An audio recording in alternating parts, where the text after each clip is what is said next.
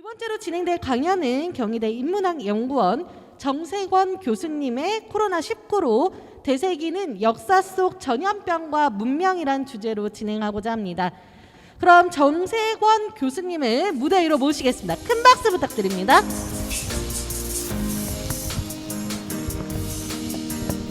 네, 반갑습니다. 저는 경희대학교에서 공부하고 있는 정세권입니다. 반갑습니다. 앞에 강연을 해주신 선생님께서는 바이러스와 과학에 대해서 말씀을 하셨는데요. 저는 역사를 공부하는 사람이고 여기에 보면 의료인문학이라고 해서 질병이나 의료가 역사나 철학이나 문학적으로 어떻게 볼 수 있는가 이거를 공부하고 있는데요. 저는 질병이나 의료가 역사에서 어떻게 나타났는가에 대해서 공부를 하고 있습니다. 우리나라보다는 외국에서 서양 역사에서 질병들이 어떻게 나타났고 사람들이 이 질병을 어떻게 이해했고 문명이 어떻게 바뀌었는가 이거를 공부를 하고 있습니다. 그래서 제가 오늘 말씀을 드릴 거는 과연 질병의 역사가 뭔가, 우리가 역사를 볼 때 역사는 뭐 위대한 인물, 왕 이렇게 많이 보는데 질병으로 역사를 보면 어떻게 다르게 볼 수 있는가 이거를 간단히 설명을 드리고요. 그 다음에는 과연 인류의 역사 속에서 어떤 질병들이 있었는가 너무나 많았는데 그 중에서 몇 가지만 골라서 이야기를 하려고 합니다.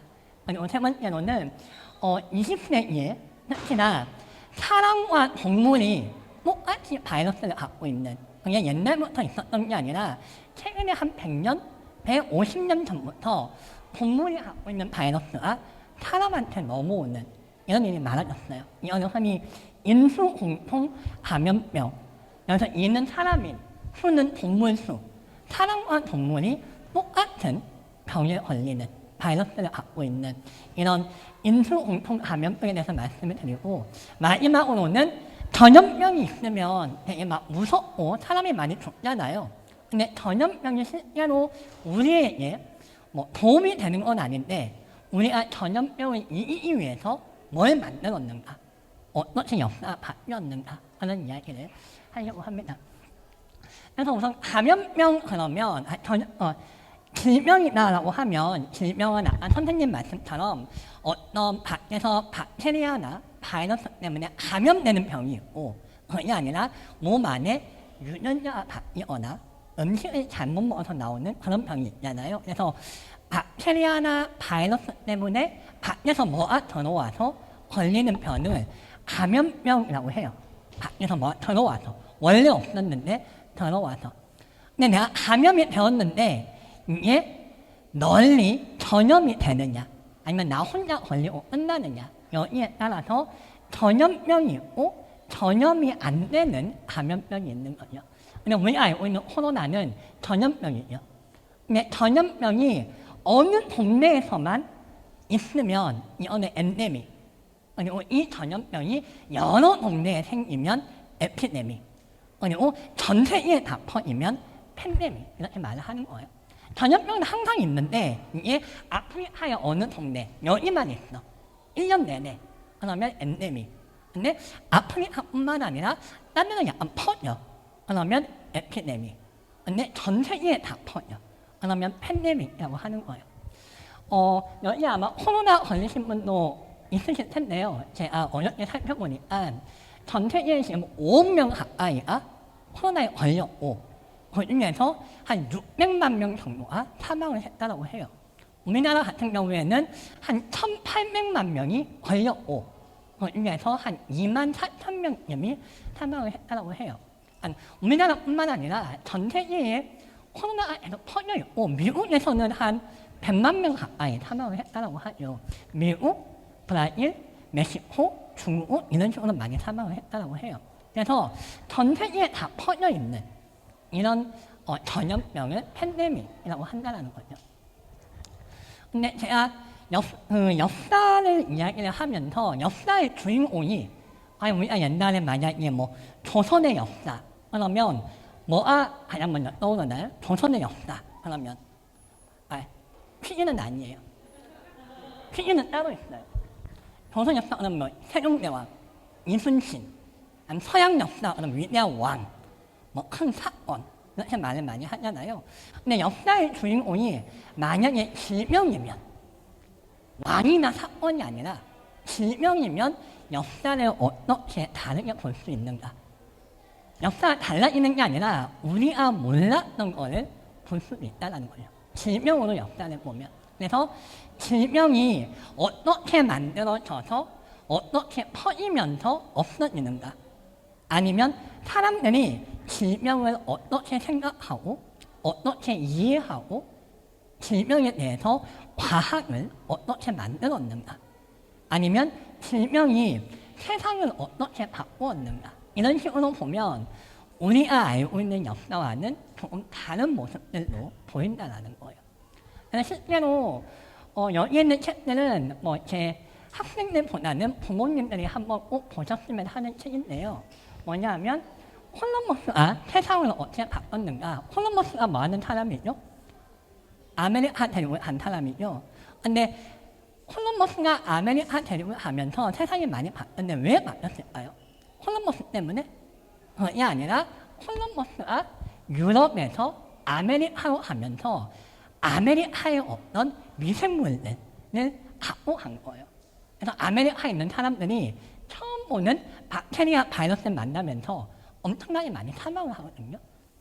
실제로 이 책은 역사를 보는 게 미생물이나 박테리아가 어떻게 세계를 바꾸는가 이렇게 설명을 하는 책이고, 또 다른 책은 전염병의 세계사라고 해서 역시나 비슷하게 전염병이 세상을 어떻게 바꾸었는가 이런 책도 있어요. 한 50년 전에 나온 책인데 지금도 상당히 많이 읽히는 그런 책이죠.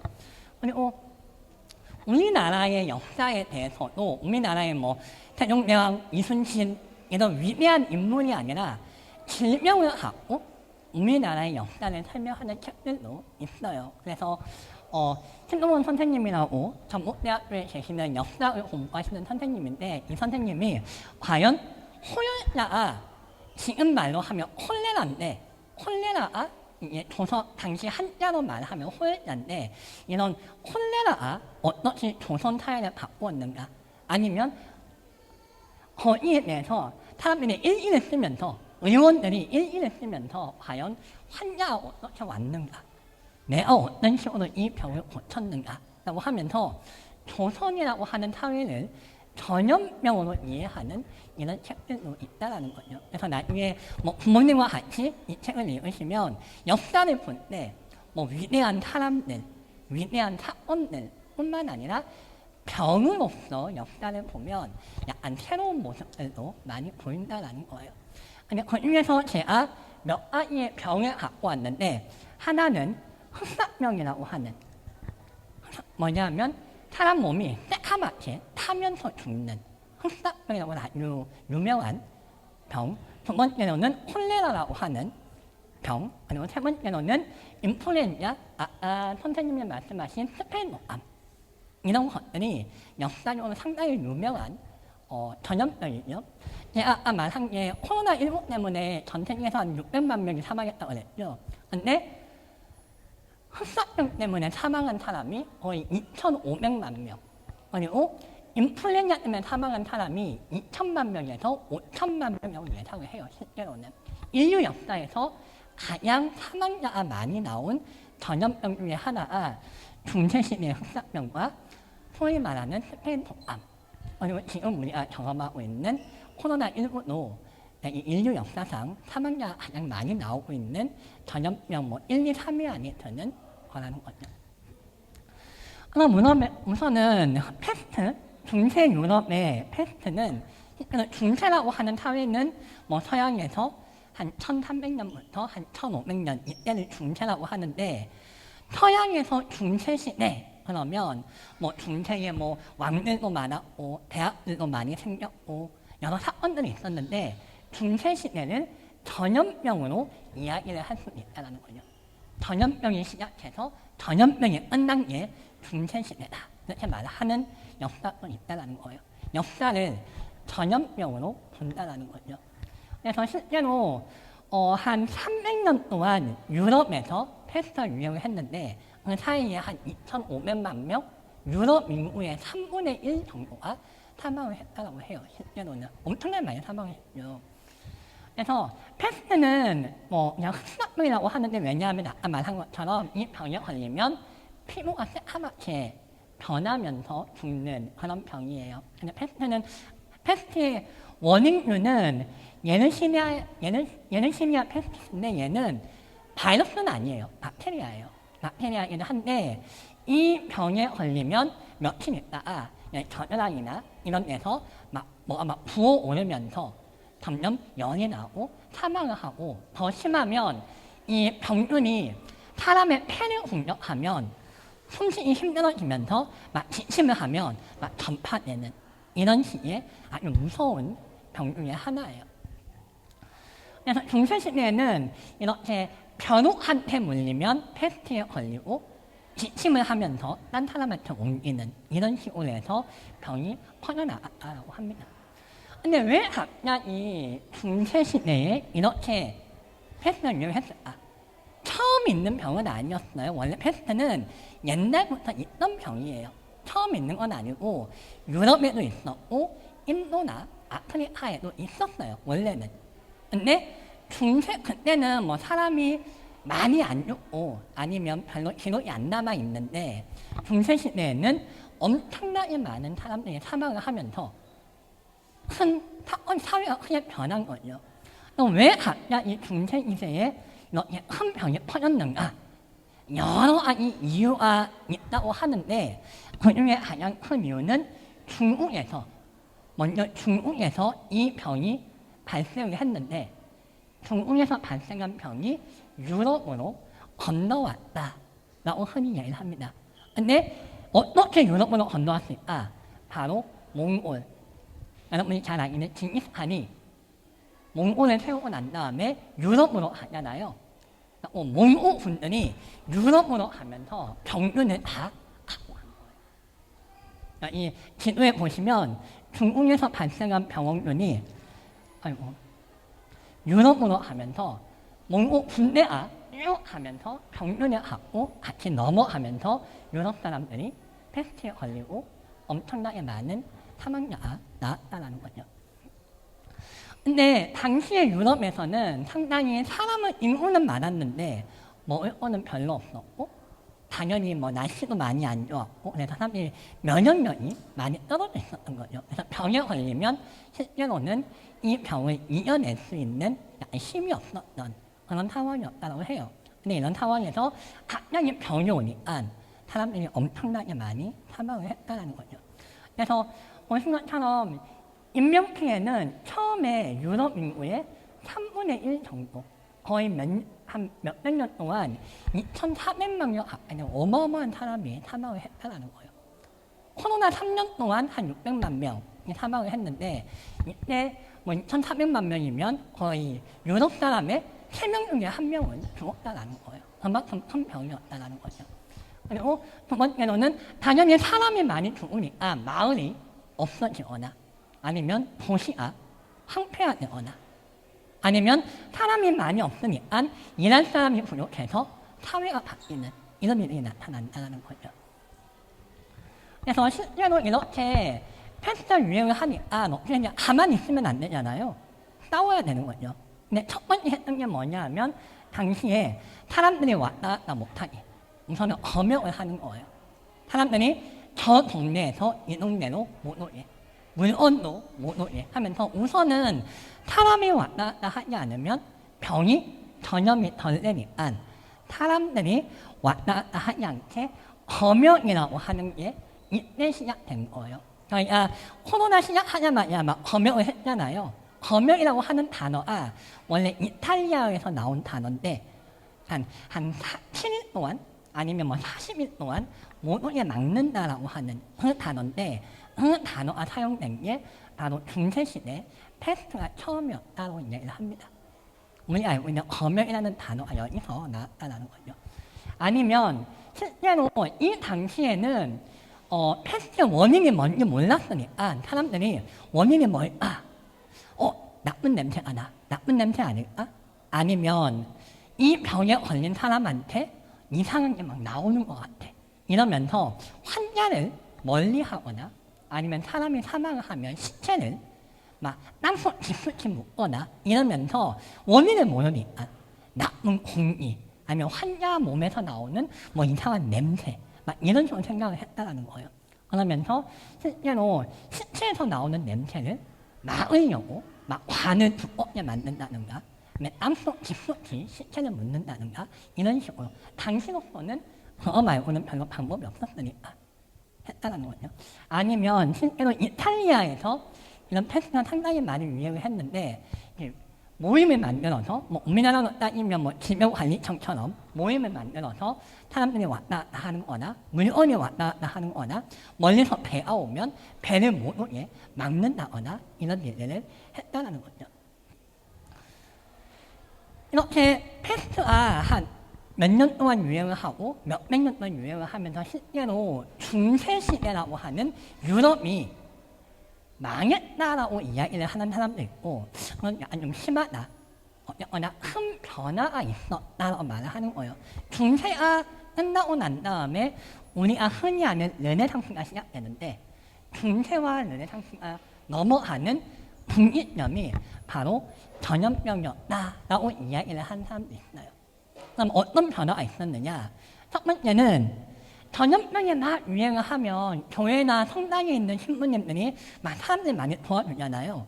근데 이때는 전염병이 퍼지니까 신부님들도 병에 다 걸려서 많이 죽거나 이러니까 교회가 전염병이 퍼졌을 때 별로 하는 게 없는 거예요. 아니면 어떤 신부님들은 그냥 자기 욕심만 차리고 이러면서 전염병이 퍼지고 사람들은 힘든데 교회가 별로 하는 게 없으니까 교회 별로 믿음이 안 되네? 이러면서 교회에 대해서 약간 불만을 갖거나 약간 비판을 하거나 이런 사람들이 상당히 많아졌다고 해요. 그러면서 흔히 말하는 종교개혁이라고 하는 것도 이런 패스 때문에 시작되었다라고 이야기를 한 사람도 있고 두 번째로는 아까 말한 것처럼 일하는 사람이 줄어드니까 노예들이 옛날에는 열심히 일을 하다가 이제는 나 말고는 일할 사람이 없으니까 나 일 안 해. 아쉬우면 네가 사람을 찾아 이러면서 노예들이 자기 이야기를 하는 거예요. 옛날에는 그냥 시키면 시키는 대로 했는데 이제는 나 말고는 일할 사람이 별로 없으니까 나 일 안 해. 월급 더 줘. 뭐 더 내놔. 이러면서 일하는 방식들이 바뀐 거예요. 노예들이 나 노예 안 하고 그냥 자유민이 될 거야. 나한테 자유를 줘. 월급을 더 줘. 이러면서 경제활동 구조가 바뀌었다는 거예요. 사람이 많이 죽었기 때문에. 세 번째로는 대학들이 많이 없어져요. 우리가 알고 있는 유럽에서 유명한 대학이 뭐뭐 있죠? 옥스퍼드. 그 다음에 영국의 케임브리지, 프랑스의 파리 대학. 이런 대학들이 한 1200년쯤에 만들어졌어요. 800년 전에. 역사가 오래됐거든요. 이탈리아의 볼로냐 대학이나. 그래서 이런 유럽의 몇몇 대학들이 만들어지면서 이때쯤 되면 작은 대학도 상당히 많아졌어요. 근데 전염병이 도니까 사람이 많이 죽고 교수나 학생이 없으니까 대학이 다 문을 닫는 거예요. 큰 대학들 말고 작은 대학들은. 교육을 하는 방식도 달라지는 거죠. 그리고 마지막으로는 예술 작품들이 다 어두워져요. 왜냐하면 세상이 너무 힘드니까 다 막 죽음에 대해서 사람이 아픈 거에 대해서 막 이런 식으로 묘사를 하는 예술 작품들이 많이 나왔다는 거죠. 아니, 전염병 하나가 실제로는 서양의 역사에서 중세라고 하는 시대에 문을 닫는데 상당히 중요한 역할을 했다라고 이야기를 한 사람이 있다는 거예요. 또 하나 이야기할 게 콜레라라고 하는 건데요. 이거는 한 500년 시간이 지나서 19세기에 원래 콜레라는 있었는데 1800년 이때쯤에 유럽이랑 미국에서 콜레라가 어마어마하게 유행을 해요. 그 다음에 조선에서도 유행을 하고 그게 뭐냐면 인도에서 시작되어서 유럽이나 조선 전 세계에 다 퍼졌다고 하거든요. 근데 콜레라도 실제로는 바이러스는 아니고 박테리아 때문에 생기는 병이에요. 콜레라도. 근데 특히나 영국에서 콜레라가 상당히 많이 심각했다고 해요. 영국에서. 근데 왜 심각했냐? 이게 선생님이 저 앞에 선생님이 말씀하셨 나왔는데 우선 영국이 흔히 말하는 산업혁명이 진행되면서 공장이 많아지고 사람들이 많이 모였는데 집은 없고 되게 많이 더러워지겠죠. 주변이. 그러면서 사람들이 많이 모이면서 이 위생 상태가 많이 안 좋아진 거예요. 그리고 난 다음에 사람들이 음식을 많이 먹고 다 그냥 버리고 그럼 당연히 물이 많이 오염이 되겠죠. 그리고 아까 말씀하신 것처럼 실제로는 화장실이 별로 없었어요. 이때도 화장실이 없었어요. 그래서 사람들이 볼일 보고 나면 어떻게 했을까요? 화장실 없으니까. 똥이나 오줌을 싸고 난 다음에 어떻게 했을까요? 강이나 호수가 멀어. 그럼 어떻게 할까요? 집 안에는 안 버리죠. 그냥 길거리에 던지는 거예요. 볼일을 보고 난 다음에. 사람들이 지나가다가 막 피해야 되는 거예요. 모르니까. 젊은 여성분이 많이 신는 하이닉이라는 신발. 이게 왜 나왔느냐? 이때 나왔어요. 길거리에 있는 거 안 밟으려고 이렇게. 안 밟, 실제로 맞아요. 그래서 실제로 화장실이 너무 없으니까 사람들이 쓰레기도 함부로 버리고 똥오줌도 함부로 버리면서 물이 엄청나게 많이 오염이 된 거예요. 물이 오염이 되면서 실제로 사람들이 콜레라에 많이 걸리고 엄청나게 많은 사망자가 나타났다는 거죠. 전염병이 퍼지면서. 근데 제가 중세시대의 흑사병은 원인을 모르니까 그냥 막 시체를 막 태우고 그랬잖아요. 근데 이때 한 500년이 지났죠. 과학자들이 원인을 찾는 거예요. 시간이 지났으니까. 그러면서 많은 과학자들이 원인이 뭐냐? 그러면서 실제로는 체르미이나 스노우나 사이먼 다 영국 사람인데 영국의 의사들이 콜레라의 원인이 뭘까? 너무 전염병이 퍼지고 사람이 많으니까 원인이 뭘까? 이번에 찾아보니까 더러운 물 아니면 더러운 음식 이런 것들이 콜레라균에 오염되어 있는 더러운 물, 더러운 음식 이거를 함부로 먹거나 아니면 손을 안 씻거나 손에 묻어있는 더러운 세균이 막 퍼져나가는 이런 것들은 이제 알게 되면서 더러운 물이나 음식을 조심해야 되겠다 라고 이야기를 하고 그리고 아까 선생님 말씀했던 이 사람이 파스텔이고 이 사람이 독일의 과학자였던 로버트 호우인데 로버트 호우라고 하는 독일의 과학자가 콜레라가 어디에서 나타나느냐 콜레라균에서 나타난다라고 하는 것을 나중에 밝히게 되는 거예요. 원인을 찾아낸 거죠. 실제로는 패스트는 원인을 못 찾고 있었는데 한 500년이 지나면서 그만큼 과학이 발전을 했다는 거예요. 조선에도 콜레라가 있었어요. 이때쯤에 콜레라가 유럽뿐만 아니라 조선에도 콜레라가 건너왔어요. 근데 조선에서는 콜레라를 뭐라고 불렸냐? 조선에서는 콜레라가 원인을 몰랐으니까 이때 조선에서는 과학이 서양만큼 발전을 못해서 원인을 몰랐으니까 왜 걸리냐? 어는 귀신 때문에 걸린다. 귀신이 병을 갖고 온다. 이러면서 귀신을 막기 위해서 제사를 지내거나 아니면 특히나 민간에서는 어떤 귀신이냐? 귀를 닮은 귀신이다. 귀를 닮은 귀신이 다리를 물면서 병이 들어온다. 그럼 어떻게 막아야 되느냐? 귀를 막기 위해서 고양이 구녕을 딱 붙여놓거나 아니면 우리 집에 귀신이 못 들어오게 금줄을 묶어놓거나 이런 식으로 했다라는 거예요. 서양에 비하면 약간 과학이 늦게 발전을 했으니까 어쩔 수 없었다라는 거죠. 이처럼 중세시대의 패스트 아니면 한 500년 뒤에 콜레라라고 하는 전염병이 실제로 역사에서 상당히 중요한 의미를 갖고 있다는 거예요. 자, 그러면 늦었지만 필기를 하나 내볼까요?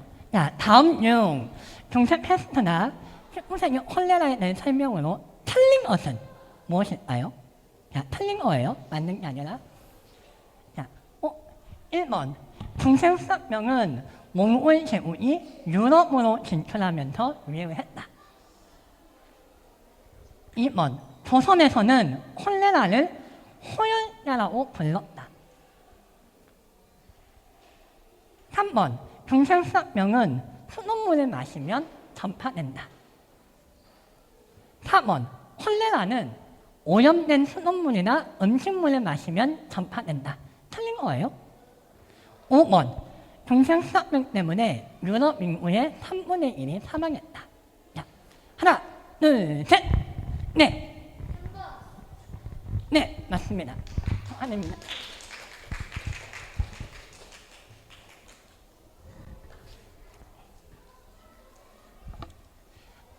자, 앞으로 질문이 훨씬 더 쉬운 게 2개 남아있어요. 제일 어려운 건데, 제일 어려운 걸 맞췄네요. 이제 쉬운 게 2개 남아있어요.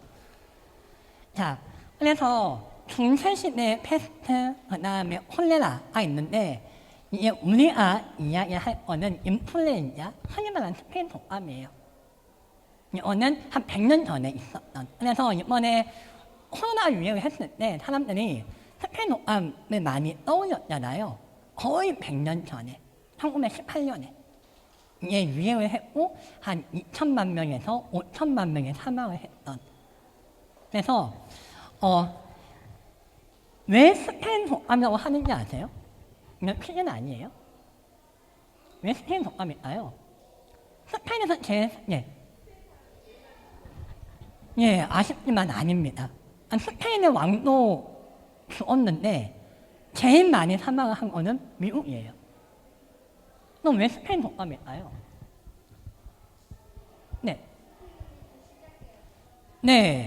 그것도 아니에요. 약간 의견이 분분한데 스페인은 시작한 건 아니고 미국에서 거의 시작됐다고 이야기를 많이 해요. 그럼 왜 스페인 독감이냐?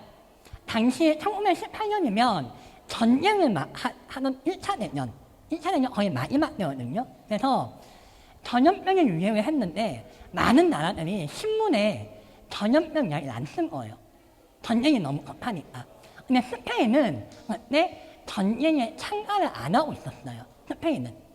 스페인 신문에 전염병 내용이 엄청 많았던 거예요. 사람들이 전염병에 대해서 알려면 스페인 신문을 보면 되니까. 그래서 스페인 독감이라고 별명이 붙었다라고 해요. 그래서 스페인이 제일 많다거나 스페인이 처음이다, 이거는 약간은 좀 아니다라고 역사에서 이야기를 하고 있어요. 맨 처음에 환자가 나온 거는 미국입니다. 미국에서 환자가 나와서 미국의 군인들이 전쟁에 가려고 모여 있었는데 여기에서 환자가 발생을 해요.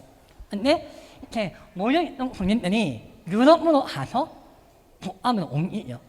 그러면서 유럽에서 독감이 유행을 해요. 1918년 봄에. 근데 봄에 처음 유행했을 때는 별로 심하지 않았어요. 그냥 가벼운 감기? 근데 없어져요. 근데 여름이 지나고 나서 다시 한번 유행을 해요.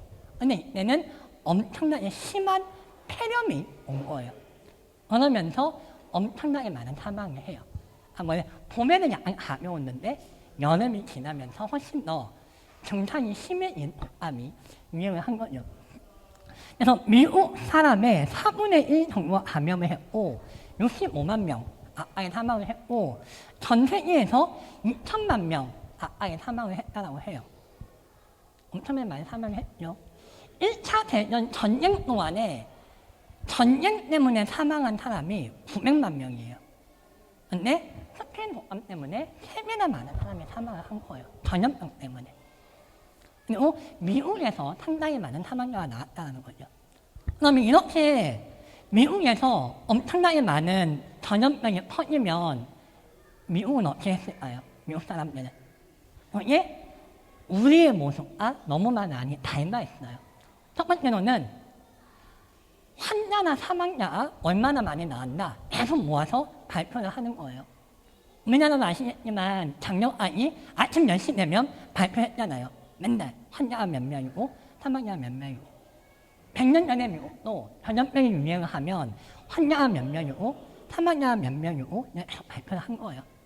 그리고 두 번째로는 사람들한테 독감이 유행을 하니까 마스크를 쓰세요, 손을 씻으세요, 다 포스터 붙이고 우리도 다 있잖아요. 엘리베이터 학교나 다 이런 식으로 대몽사업을 하는 거예요. 그리고 의사나 간호사들이 전쟁이 많이 나가 있으니까 다시 모아서 아픈 사람들을 치료할 수 있게 도와주는 이런 일을 한 거예요. 그리고 또 하나가 마스크를 쓰게 하는 거예요. 근데 우리나라는 마스크를 쓰는 게 별로 불편하긴 불편한데 막 쓰면 안 돼! 이건 아니잖아요. 우리는 막 미세먼지 때문에 많이 썼고. 근데 외국에서는 마스크를 쓰는 거를 되게 거부해요. 왜냐하면 외국의 문화에서는 자기 얼굴에 안 보여주면 뭔가 나쁜 마음을 갖고 있는 사람. 이런 문화예요. 사람을 만날 때 내가 얼굴에 가려. 그러면 쟤는 뭔가 나쁜 마음을 먹고 있어. 쟤는 약간 나한테 뭐 위험한 사람이야. 이런 문화가 있어서 외국에서는 마스크를 잘 안 쓰려고 해요. 실제로는. 문화 자체가.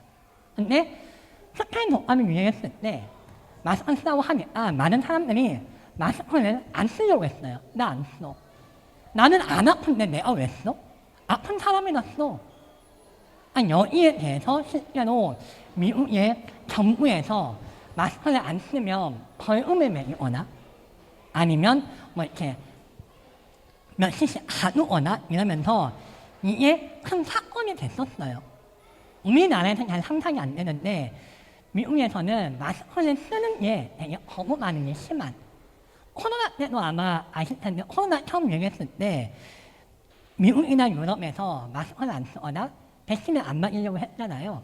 이게 지금 처음 있는 게 아니라 옛날부터 그런 문화가 있었다는 거예요. 내가 안 아픈데 내가 왜 마스크를 써? 왜 백신을 맞아야 돼? 그거는 내가 알아서 할 거야. 왜 정부에서 나한테 하라 말아 그래? 이런 문화가 있는 거예요. 외국에는. 우리나라와 다르게.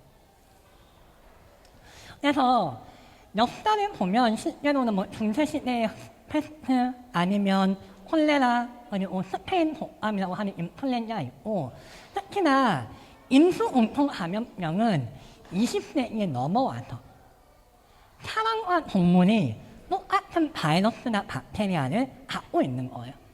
사람이나 동물이. 근데 사람한테 병이 생기는 거죠. 동물한테는 병이 안 생겨. 동물 몸에서는 병이 안 생기는데 이게 사람한테 오면 병이 생기는 거예요. 이거는 인수공통 감염병이라고 해요. 근데 그 종류가 몇 개인데 하나는 곤충들, 모기나 진드기 몸에 있다가 사람한테 오는 거. 아니면 야생동물. 야생동물이 있다가 사람한테 오는 거. 아니면 야생동물이 우리 주변에 있는 돼지나 닭한테 와서 나한테 건너오는 거. 그게 세 가지예요. 인수공통 감염병에. 첫 번째로 곤충이 사람한테 옮기는 게 우리나라에 가끔 뉴스에 나오는 중증열성 혈소판 감소증 말이 어렵죠. 열이 나면서 혈소판이 떨어지는 병인데 이거는 진드기 때문에. 우리 가끔 뉴스 보면 어디 놀러 가서 잔디밭에 앉지 마세요 그러잖아요. 풀밭에 가지 말고. 이게 진드기 때문에 그래요. 진드기 안에 있는 바이러스가 사람한테 넘어오면 이런 큰 병이 나타날 수 있어요. 항상 그런 건 아니고 그럴 가능성이 있다라는 거예요. 근데 이 중증열성 혈소판 감소증은 우리나라도 1년에 몇십 명씩 환자가 나와요. 근데 이 병은 약이 없어요. 백신도 없어요. 그래서 막 몸이 약한 사람들이 여기에 걸리면 안타깝게도 사망을 하는 경우가 있어요. 올해도 한 20명쯤 사망했다라고 하는 뉴스가 있어요. 그래서 이거는 진드기라고 하는 벌레가 사람과 만났을 때 곤충 안에 있는 바이러스가 사람한테 넘어오는 거죠. 아니면 모기를 통해서 사람한테 넘어오는 감염병도 있어요. 그래서 예를 들면 뭐 댕기라고 하는 댕기열이라고 하는 이거는 더운 지역에 뭐 필리핀이나 아프리카나 더운 지역에 사는 모기가 사람한테 바이러스를 옮기면 댕기열이라고 하는 병에 걸리거나 아니면 지하 바이러스는 이것도 모기에 의해서 전염이 되는 건데 이게 아프리카에 있던 이 바이러스가 바다를 건너서 남미로 가서 남미에 막 퍼졌던 그런 사건이 있었어요. 한 10년 전쯤에. 지금도 남미에는 이 병이 퍼지고 있어요. 모인을 통해서 사람한테 전염되는.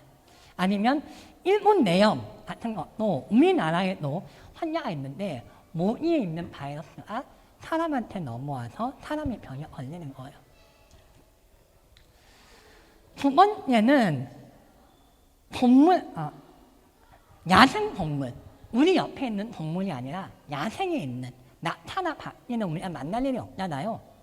과천에서 만날 일이 없죠. 근데 야생에 있는 나타나, 야생에 있는 밖에를 만났을 때 이 바이러스가 나타나 밖에 몸에서는 아무 이상이 없는데 사람한테 오면 사람이 큰 병에 걸리는 거예요. 이게 한 10년이 아니라 한 8년 전쯤에 있었던 메르스라고 하는, 아마 부모님은 기억하실 텐데 우리나라에서도 한 38명 정도가 사망을 했던 그런 전염병이 뭐냐 하면 나타나 밖에, 야생에 있는 이런 동물한테 바이러스가 사람과 만나면서 사람이 병에 걸리는. 그래서 결국에는 인수공통 감염병은 20세기에 넘어와서 곤충이나 아니면 야생동물, 마지막으로 이야기할 거는 사람이 씌우는 가축이 바이러스를 전달을 하는 거예요. 이게 뭐냐 하면 흔히 인플루엔자 바이러스라고 하는 건데 이게 뭐냐 하면 야생에 있는 철새들이 사람하고 안 만나잖아요. 근데 철새가 우리 주변에 있는 닭이나 돼지를 만나면서 바이러스가 바뀌는 거예요. 그리고 우리한테 건너오는 거죠. 얘가 철새를 바로 만나는 게 아니라 철새가 사람이 키우는 동물하고 만나면서 동물의 몸속에 바이러스가 들어갔다가 유전자가 바뀌면서 사람한테 넘어오는, 우리가 흔히 말하는 조류독감, 이렇게 된다는 거예요. 그래서 이렇게 한 100년 전부터 사람과 동물이 똑같은 바이러스를 갖고 병에 많이 걸리는데 왜 그럴까? 이유가 뭘까? 이게 뭐냐 하면 인간이 환경을 많이 파괴했기 때문이에요. 지난 한 100년, 200년 동안 우리가 편하게 살기 위해서 나무를 많이 베고 환경을 파괴를 하면서, 환경을 파괴하면 어떤 일이 생기느냐 하면 우선은 지구온난화, 기후위기 이런 말 많이 들어보셨죠. 그러면서 점점 날씨가 따뜻해지면 빙하가 많이 녹잖아요. 북극에 빙하가 많이 녹거나 아니면 에베레스트에 빙하가 많이 녹잖아요. 빙하가 녹으면 빙하 안에 있던 바이러스가 나오는 거죠. 원래는 빙하 안에 있었는데 지구온난화 때문에 빙하가 녹으면서 그 안에 있던 사람이 본 적 없는 바이러스가 나오는 거예요. 그러면서 실제로 한 30-40년 전에 원래 없었던 바이러스가 갑자기 퍼져서 물개나 바다표범이 사망을 한다거나 아니면 러시아의 시베리아에 엄청 추운데 땅이 얼어 있었는데 땅이 녹으면서 그 안에 있던 바이러스가 나온다거나 아니면 여기 전시관에도 있는데 티벳에 차가운 빙하가 있었는데 빙하가 녹으면서 옛날에 있던 바이러스가 몇십 개 나온다거나 환경이 파괴되면서 몰랐던 바이러스가, 땅속에 있던 바이러스가 나오면서 더 위험해진다는 거예요. 또 하나는 뭐냐면 날씨가 따뜻해지면서 모기가, 원래 지하 바이러스를 옮기는 모기는 아주 더운 데 살거든요. 근데 날씨가 따뜻해지니까 모기들이 점점 더 사람과 가까운 데로 오는 거예요. 그러면서 사람이 모기를 만날 일이 많아지는 거죠. 그러면서 옛날에는 모기가 멀리 있으니까 병이 안 걸렸는데 모기를 가까이 만나니까 병에 걸릴 가능성이 커지는 거예요. 환경이 파괴되면서. 마찬가지로 실제로 밖에도, 원래 밖에는 우리 주변에 없잖아요. 그죠? 아주 산에 있죠. 사람이 잘 안 가는데. 근데 환경이 바뀌면서 밖이가 사람 옆으로 올 수 있는 일들이 많아진 거예요. 그러면서 밖이 몸 안에 있는 바이러스가 사람한테 오면서 여러 병이 나타난다는 거죠. 환경이 바뀌면서. 결국에는 20세기에, 두 번째 시대인데요. 20세기에 사람과 동물이 똑같이 갖고 있으면서 전염되는 병이 몇 개 있는데, 자, 그 중에서 아닌 것입니다. 첫 번째는 메르스라고 했던 중동호흡기 증후군. 두 번째는 코로나19. 자, 세 번째는 콜레라. 네 번째는 일본 내용. 자, 무엇일까요? 하나, 둘, 셋, 넷. 예? 1번. 땡! 아쉽습니다. 자, 다시 한 번. 하나, 둘, 셋, 넷. 3번 뭐죠? 네, 맞습니다. 예, 3번 콜레라는 제가 뭐라고 그랬죠? 콜레라는 사람이 물을 마시면서 나타나는 병이라고 그랬죠? 동물 때문에 나타나는 게 아니라. 예.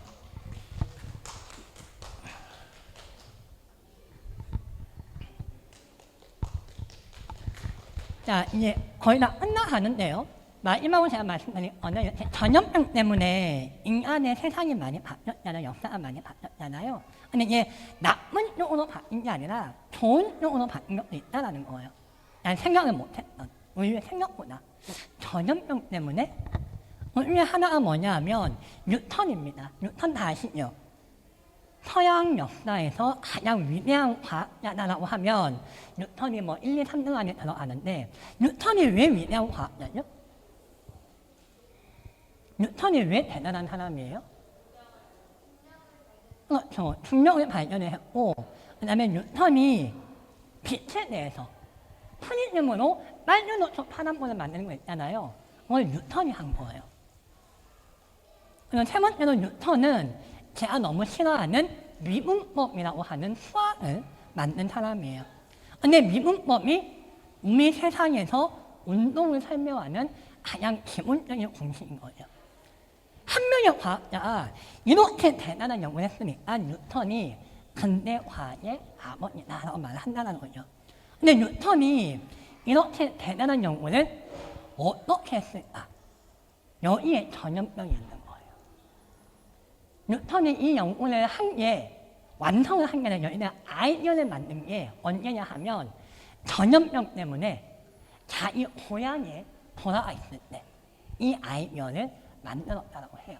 원래 뉴턴은 19살 때 대학에 가서 영국의 케임브리지 대학에서 공부를 하고 있었거든요.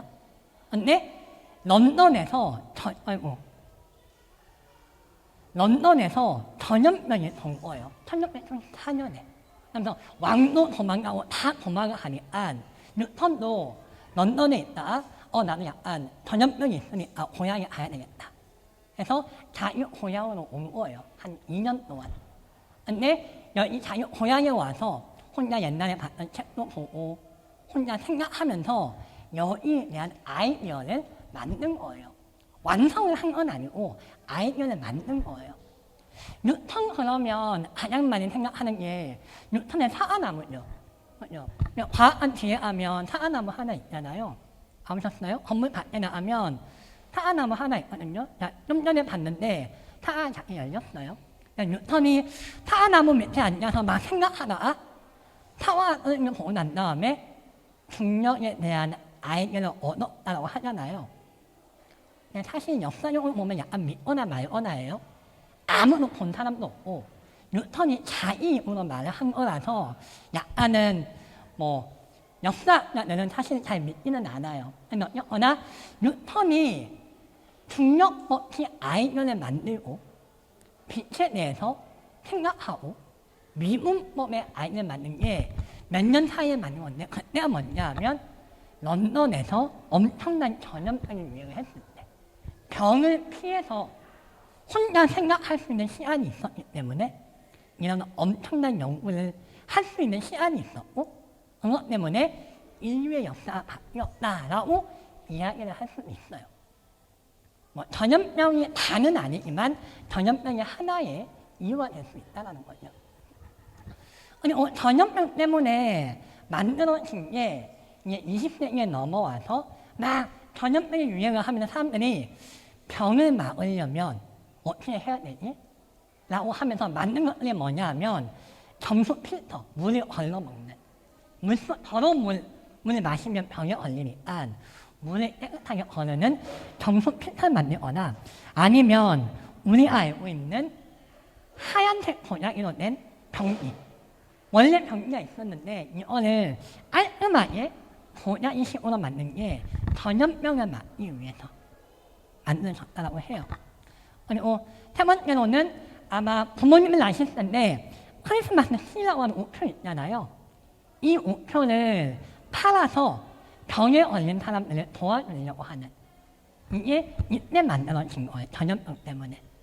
마지막으로는 남자들이 이때는 수염을 기르는 게 멋이었는데 수염을 기르면 그 안에 막 벌레도 살고 더럽잖아요. 그래서 전염병 때문에 수염을 이러면서 질레트라고 하는 면도기가 만들어진 거예요. 실제로는 전염병 때문에. 그래서 전염병이 우리가 생각하지 못했던 여러 것들을 만들어냈다는 거죠. 자, 코로나 와서도 다 아신 것처럼 우리가 줌을 하고 수업을 많이 했죠. 그러면서 저는 줌 때문에 미국에 있는 제 친구들을 훨씬 더 많이 만났어요. 몇 년 동안 못 보는 애들을 줌 때문에 너무 지겹게 많이 보기도 했고 아니면 QR코드로 막 읽으면서 어디 들락날락 할 때마다 그리고 뭐 학교 가기 전에 자아진단 키트로 막 검사를 많아졌죠. 실제로는. 더 나아가서는 코로나 때문에 여기가 이탈리아 베네치아인데 너무 오염이 많이 돼서 뿌였는데 몇 년 동안 사람들이 제 활동도 안 하고 그러니까 공기가 너무나 깨끗해졌다고 해요. 전염병 때문에 세상이 달라진 것이 있다는 거죠. 아니, 전염병이 인류의 역사를, 인류의 문명을 힘들게 한 것도 있지만 예상외로 인류의 문명을 만드는 것도 많다는 거예요. 실제로는. 자, 그러면 마지막 질문인데요. 다음 중 전염병과 제일 관련이 없는 것은 무엇일까요? 자, 첫 번째. 하얀 자기로 만든 병기, 화장실 병기. 자, 두 번째. 사실 잘 안 보이네요. 크리스마스 실, 우표. 세 번째, PCR. 여러분이 다 아시는 PCR, 검사를 하는 거. 네 번째, 원자력 발전소. 다섯 번째, 자아진단 키트. 자, 하나, 둘, 셋. 자, 손 내리시고요. 자, 4번. 네, 원자력 발전소. 맞습니다. 이게 마지막 선물인가요? 그래서 저는 이제 역사를 공부를 하면서 전염병이나 질병의 역사를 공부를 하는데, 뭐, 과학이 잘 모르기는 하지만, 실제로 이런 역사를 볼 때, 대단한 사건이나 대단한 뭐 인물이나 뿐만 아니라 병을 보면 역사를 볼 수 있는 새로운 관심이 생긴다라는 것을 말씀을 드리면서 코로나 때문에 많이 힘들어 하기는 하는데 몇 년 지나고 나면 코로나 때문에 뭐가 달라졌지? 뭐가 좋았지? 뭐가 나빴지? 이런 생각도 해볼 수 있다는 거예요. 그래서 이런 전염병이 인류의 문명에 어떤 변화를 가져오는지 조금 더 생각해 볼 수 있는 그런 시간이었으면 좋겠습니다. 예, 이상으로 마치겠습니다.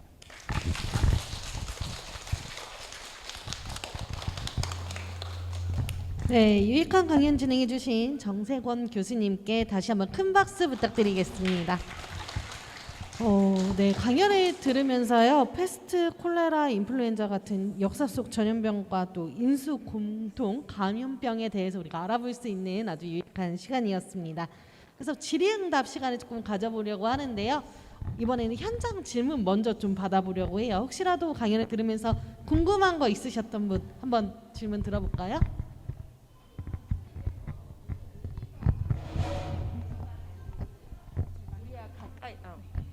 요즘 최근에 모기가 많아져가지고 더 저희가 바이러스 이게 병에 걸리는 기회가 많다 그러셨는데 예전에도 모기는 항상 있었는데 왜 유달리 최근 모기가 문제가 되는지.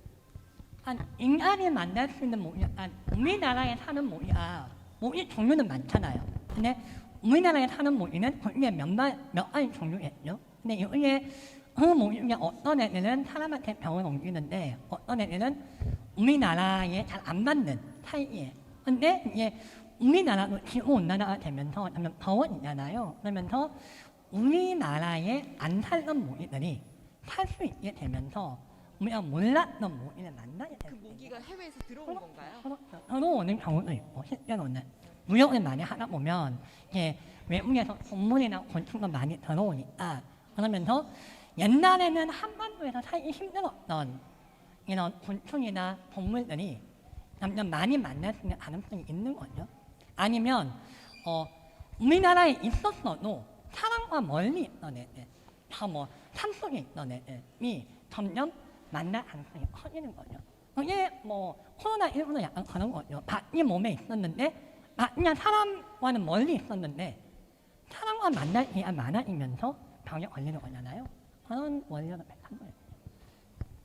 네, 지금 말씀 들어보면 아까 우리 강의 시간에 들었던 것처럼 환경 문제도 조금 있는 것 같아요. 지구 온난화의 상황이 벌어지면서 사람과 모기 그리고 이런 곤충들이 실제로는 대한민국에 없었던 존재들이 점점 들어오기 시작하고 그렇게 되면서 사람과 만나고 이러다 보니 우리에게 유해한 환경이 조성이 되고 있는 게 아닐까라는 생각이 들었습니다. 또 현장에서 질문 있으실까요? 네, 우리 뒤에 어머님 먼저. 그 스페인 독감이 전 세계적으로 유행을 할 때 실제 우리나라에서도 스페인 독감의 피해라던가 이런 자료가 있나요? 네, 있습니다.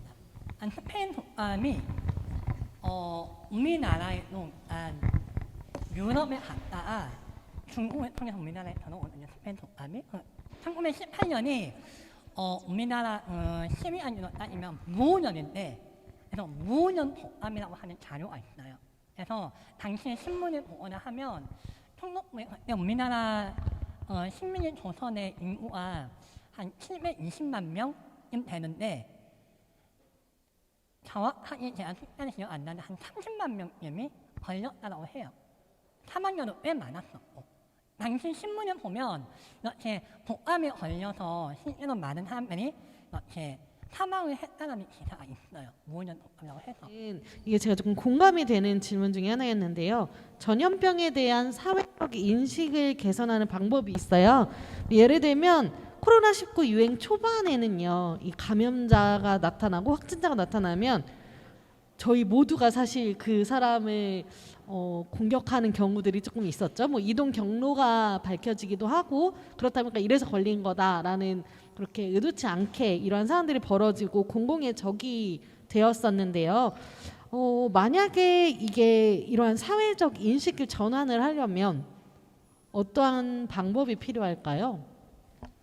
이런 전염병이 유행을 하면 보통 사람들이 많이 무서워하잖아요. 무서워하니까 누구를 공격하면서 안심하는 경우가 있어요. 그래서 역사를 보면 뭐 미국에서도 콜레라 유행했을 때 맨 처음에 공격한 게 가난한 사람들 아니면 외국에서 이민을 온 사람들 아니 자기 옆에 없는 사람을 막 공격하는 거예요. 우리나라도 코로나 처음에 생각하면 중국에서 코로나 환자 시작됐을 때 중국에서 오는 사람들은 다 막 병에 걸리고 막 공격을 하잖아요. 그냥 무서워서 그런 거거든요. 실제로는. 그래서 우선은 기본적으로는 전염병이 유행을 하면 딴 사람을 차별하거나 아니면 딴 사람을 미워하지 않으려면 병의 원인을 우선은 알아야 되겠죠. 그 병이 중국에서 오면 다 병이냐? 아니라는 거예요. 실제로는. 그래서 병의 원인이 뭔지를 우선은 정확하게 알아야 되고 두 번째로는 병의 원인을 알고 난 다음에 병에 걸린 게 나쁜 건 아니잖아요. 아픈 게 나쁜 건 아니죠. 근데 왜 병에 걸렸느냐? 나는 그냥 열심히 조심하고 살았는데 병에 걸렸다. 그거는 나쁘지 않잖아요. 코로나에 걸리신 분도 있는데 내가 코로나 걸렸다고 해서 너 나빠. 그러면 안 되잖아요. 그래서 조심조심 하면서 병에 걸릴 수도 있고 아니면 하지 말라고 하는 걸 막 하면서 병에 걸릴 수도 있고 두 번째 경우에는 당신이 잘못했어라고 말할 수 있지만 첫 번째 경우에는 병에 걸렸다는 그것만으로 나쁘다라고 공격하는 거는 약간 조심해야 되지 않을까라는 생각이 들어요. 네. 네, 그리고 우리 아까 첫 번째 강연에서 나왔던 질문 중에 하나 좀비 바이러스가 제가 조금 인상이 깊었는데 이걸 들으면서 좀 들었던 생각이요. 선생님 혹시 바이러스로 무기를 만들 수 있는지, 예를 들면 우리 생화학 테러라는 것들도 얘기가 있잖아요. 그런 것처럼 이제 과거에 천연두로 바이러스를 가진 시체를 적군에 침투시켜서 병을 옮겨 죽게 했다는 이야기들도 있는데, 그럼 이제 지금 우리가 살고 있는 이 시대에서도 이게 가능한 일인지 좀 궁금합니다. 과학적으로는 가능하겠죠.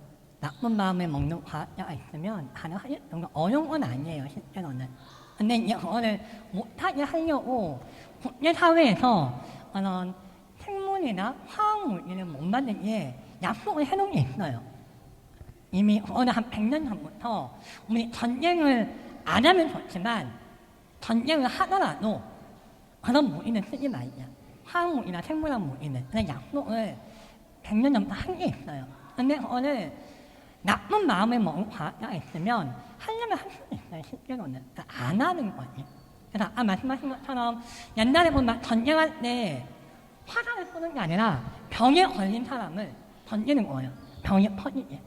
아니면 유럽 사람이 아메리카에 갔을 때 전쟁을 하나 분리하면 병에 걸린 옷을 던지는 거예요.